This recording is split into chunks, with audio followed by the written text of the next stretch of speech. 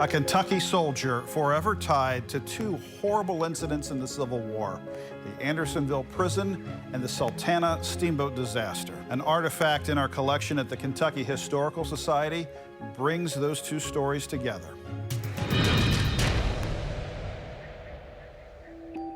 Well, the Kentucky Historical Society is really lucky to have a number of objects in our collection related to prisoners of war, and a couple of those pertain to POWs who served in the Civil War.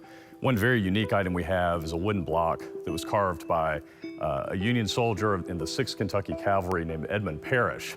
And Parrish had been captured late in the war and was confined at Andersonville prison in Georgia. And while he was there, he ended up carving an ornate wooden block.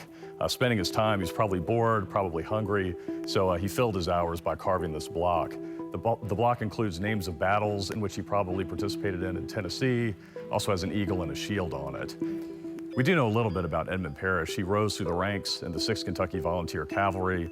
He started as a sergeant, made his way to captain, participated in a number of battles that regiment was in. It's likely he was captured while his unit was operating down in Georgia as the war sort of wound down during Sherman's march to the sea and the fighting around Atlanta. Parrish's story is sad, though, because he was released from Andersonville, ended up taking the steamboat Sultana home up the Mississippi River, and on April 27, 1865, just as the Civil War was winding down, the Sultana exploded in a terrible disaster, ended up killing Parrish and also about 1,100 other recently released Union prisoners of war.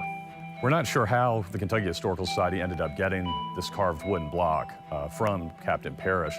We don't know if it was found on his body after the Sultana disaster. We don't know if he sent it home while he was a prisoner, but it's an incredibly unique piece for us to have because it links a Kentuckian to two incredible stories. First, there's the story of the Andersonville prison in Georgia, which was a notorious Civil War prison, and the second being the explosion of the steamboat Sultana, which still stands as the worst maritime disaster in U.S. history.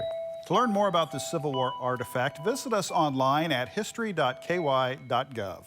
From the Kentucky History Center and Museums in downtown Frankfort, I'm Doug High.